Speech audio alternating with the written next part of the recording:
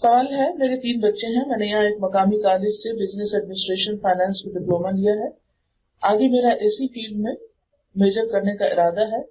میں پورے اسلامی طریقے یعنی اپنے بال اور جسم ڈھکے ہوئے کپڑے پہنتی ہوں۔ میرے اکثر ملنے والی خواتین کا خیال ہے کہ میرا تعلیم حاصل کرنا ایک غیر اسلامی فعل ہے، جبکہ میں اپنے شوہر اور بچوں کی تمام ضروریات پوری کر کے پڑھنے بیٹھتی ہوں۔ میرے بچے فل ٹائم اسکول جاتے ہیں۔ اسلام کی روح سے کیا میرا یہ فعل غیر شرعی اور غیر اسلامی ہے؟ اب دیکھیے کہ اسلام نے کسی بھی عورت اور مرد کے لیے تعلیم حاصل کرنے پہ کوئی قید نہیں لگائی۔ حدیث پاک میں آتا ہے کہ طلب العلم فریضۃ علی کل مسلم، علم حاصل کرنا ہر مسلمان پر فرض ہے۔ اب یہ کیسا فرض ہے؟ کون سا علم فرض ہے؟ اس میں نمبر 1 تو یہ کہ دین کا بنیادی علم حاصل کرنا ہر مسلمان مرد اور عورت پر فرض ہے۔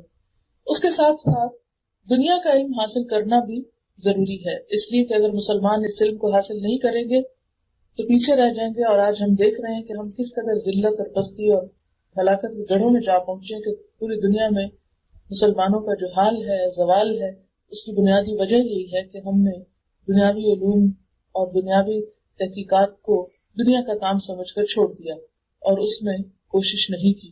نتیجتاً دوسری قومیں آگے نکل گئیں، آج ہم ان کے دست نظر ہیں، بہت سی چیزوں میں ان کے محتاج ہیں۔ اپنے دین پر عمل کرنے کے لیے بھی ہم کی طرف دیکھنا پڑتا ہے کہ کہاں اجازت ملتی ہے اور کہاں نہیں ملتی۔ یہ ایک غلامی کی سی کیفیت ہے پوری امت مسلمہ پر اس وقت۔ تو اس کی بنیادی وجہ یہی ہے کہ خود مسلمان سیلف سفیشینٹ نہیں ہے۔ تو مسلمانوں کو اس کے لیے محنت کرنا ہوگی، کوشش کرنا ہوگی۔ اگر ایک عورت اپنے بنیادی فرائض پورے کرتے ہوئے دنیا کی تعلیم حاصل کرتی ہے اور کام کرتی ہے تو اس میں حرج نہیں ہے۔ اس خاتون نے لکھا ہے کہ میں اپنے شوہر اور بچوں کی تمام ضروریات پوری کرنے کے بعد پڑھتی ہوں۔ اگر واقعی ایسا ہے تو اس میں کوئی حرج کی بات نہیں ہے، کہیں بھی منع نہیں کیا گیا۔ احادیث میں ایسے واقعات ملتے ہیں کہ مثلاً بعض صحابیات نے حضور صلی اللہ علیہ وسلم سے تجارت کے بارے میں مسائل پوچھے۔